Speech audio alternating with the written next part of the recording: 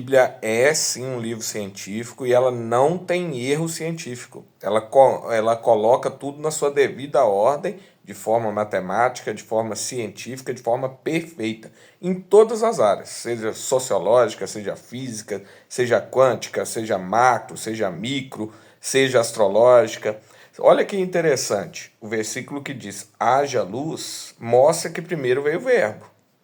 Quando você vai lá pro Evangelho de João, fala, no princípio ele era o verbo era Deus e o verbo estava com Deus, e pelo verbo tudo foi criado.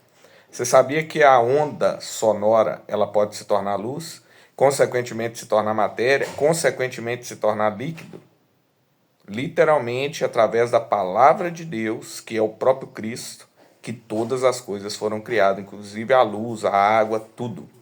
Você sabia que a própria luz pode se transformar em líquido se estiver fria o suficiente? Em temperaturas próximas do zero absoluto, a luz pode se transformar em um estado de matéria chamado condensado de Bose-Einstein. Nesse estado, as partículas de luz agem como se fossem um único superátomo, comportando-se como um fluido e fluindo sem resistência. Isso significa que a luz pode se comportar como um líquido, similar à água. Embora alcançar o zero absoluto seja teoricamente impossível, essa conjectura oferece insights valiosos sobre a natureza da luz e da matéria. Isso aqui que você está vendo é uma bolha de ar sendo comprimida por ondas sonoras. E à medida que essa compressão acontece, essa bolha começa a emitir luz. E esse efeito aqui é chamado de sonoluminescência. E quer saber o mais interessante? A gente ainda não tem certeza total da origem dessa luz. Uma das hipóteses mais aceitas sugere que a energia acústica é convertida em energia luminosa à medida que essa compressão acontece. E é interessante para a gente refletir, não para estabelecer verdades absolutas, mas para reflexão. Primeiro, a Bíblia mostra que claramente primeiro é o verbo.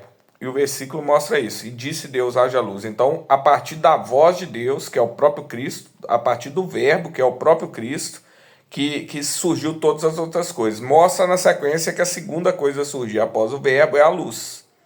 Depois da luz, aí entra a questão da análise, da conjectura, que não dá para afirmar, porque a Bíblia não narra a criação da água, mas dá a impressão que a terceira foi a água. É uma impressão, não dá para ter certeza, porque a Bíblia não narra. Aí depois, lá na frente, vem os 7 dias, que aí passaram-se, né, bilhões de anos, aí veio a queda dos anjos rebeldes, etc, etc. Depois que vem os 7 dias, que aí narra esse mundo material que a gente conhece.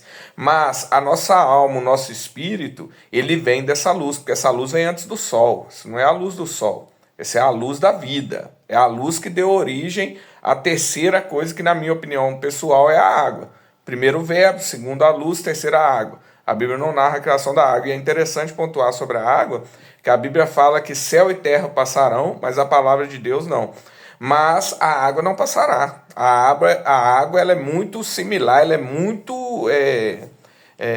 se for fazer uma alegoria, semelhante à própria palavra de Deus, ao próprio Espírito Santo. A Bíblia usa a água para simbolizar o Espírito Santo de Deus, para simbolizar a própria palavra de Deus, porque a água haverá.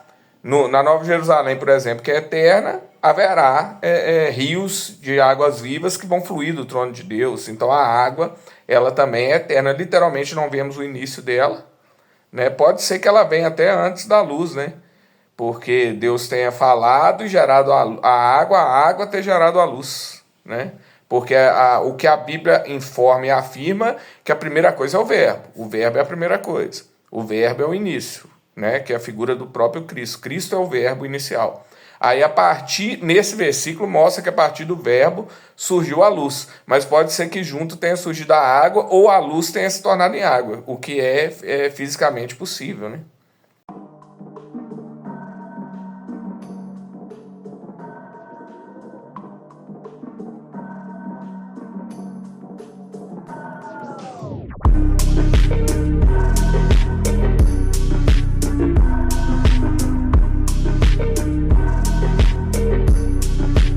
Outra reflexão interessante é aquela que vem primeiro, né? O silêncio ou o som. Havia um som absoluto e veio o silêncio, ou havia um silêncio absoluto e veio o som? Ou os dois coexistiam junto? Em determinada região, som, em determinada região, silêncio. Na minha impressão, havia um silêncio absoluto e Deus falou. Ali começou a manifestação de Deus, porque Deus já estava no silêncio. Deus já era o próprio silêncio. Assim também é a questão das trevas. Havia umas trevas, o Espírito de Deus pairava sobre a face das águas.